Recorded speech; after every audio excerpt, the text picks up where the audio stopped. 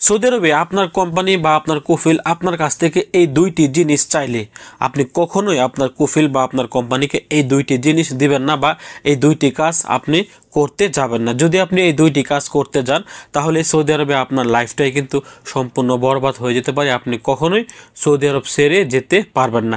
গতকালকে এক সৌদি প্রবাসী আমাকে মেসেজ দিয়ে জানিয়েছেন যে ভাই, আমার কোম্পানি আমার কাছ থেকে সাদা কাগজের মধ্যে একটি সিগনেচার নিতে চাচ্ছে, আমি কি এখানে সিগনেচার করব কি করব না, আমি কি সিগনেচার করতে পারবো, আমার কোনো সমস্যা হবে না তো? পরবর্তীতে দেখেন আপনারা হয়তো স্ক্রিনে তার কমেন্টই দেখতে পাচ্ছেন। আমি আগেও একটি ভিডিওতে আপনাদেরকে জানিয়ে দিয়েছি, যখনই আপনার কফিল বা আপনার কোম্পানি অথবা আপনার দালাল অথবা যে কোনো ব্যক্তি কোনো সাদা কাগজের মধ্যে আপনাকে সাইন নিতে চাচ্ছে, আপনি কিন্তু বলেও তাদেরকে সাদা কাগজের মধ্যে কোনো প্রকার সাইন দিবেন না। আপনি তাদেরকে সাদা কাগজে সাইন দিয়ে দিবেন, কিন্তু পরবর্তীতে তারা এই সাদা কাগজের মধ্যে অনেক কিছু লিখে তারপর কিন্তু তারা আপনাকে ফাঁসিয়ে দেওয়ার চেষ্টা করবেন।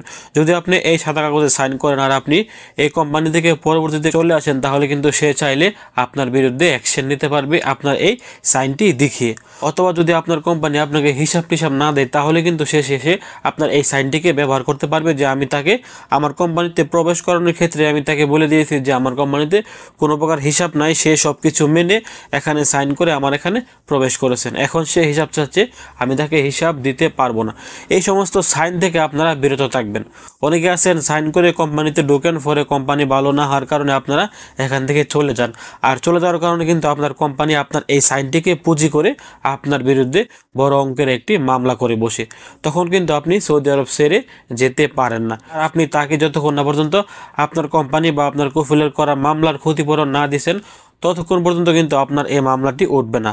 আর মামলাটি না উঠলে আপনি সৌদি আরব ছেড়ে যেতেও পারবেন না। আরেকটি বিষয় হচ্ছে নাফাত। বর্তমানে সৌদি আরবে আপনি সব কিছু করতে গেলে আপনার নাফাতের প্রয়োজন হবেই হবে। এই নাফাত ছাড়া আপনি কোনো কিছু করতে পারবেন না। অনেক সময় দেখবেন আপনার কোম্পানি, আপনার দালাল বা আপনার কফিল আপনার কাছ থেকে নাফাত চাচ্ছে বা নাফাতের কোড চাচ্ছে, আপনি বলেও কিন্তু তাদেরকে নাফাতের কোড দেবেন না। সে আপনার নাফাতটি ব্যবহার করে ব্যাংক থেকে লোন নিতে পারবে, আপনার নামে ইন্টারনেটের সিম কার্ড নিতে পারবে, আপনার নামে রাউটার নিতে পারবে, আপনাকে যে কোনো একটি কন্ট্রাক্টের মধ্যে ফাঁসিয়ে দিতে পারবে, অথবা আপনার নাম দিয়ে সে কিন্তু গাড়িও কিনতে পারবে যদি আপনি তাকে আপনার নাফাতের কোডগুলো দেন। সেক্ষেত্রে আপনার নাফাত অ্যাকাউন্টটি দিয়ে সে যদি কোনো কিছু কিনে, তার সম্পূর্ণ দায়ভার কিন্তু আপনাদের উপরে চলে আসবে। এই জন্য আমি বলবো, যারা সৌদি আরবে আসেন নতুন পুরাতন সবার ক্ষেত্রেই আপনারা বলেও আপনার কফিল, আপনার কোম্পানি বা আপনার দালাল কোনো ব্যক্তিকে আপনি আপনার নাফাত এবং আপনি কোনো সাদা কাগজের মধ্যে সাইন করবেন না। নাফাত সফটওয়্যারে কোড দেবেন না এবং আপনি কোনো সাদা পেপারের মধ্যে কখনোই আপনি সাইন করবেন না, তাহলে কিন্তু আপনি সৌদি আরবে বড় ধরনের ফাঁসা ফেঁসে যাবেন।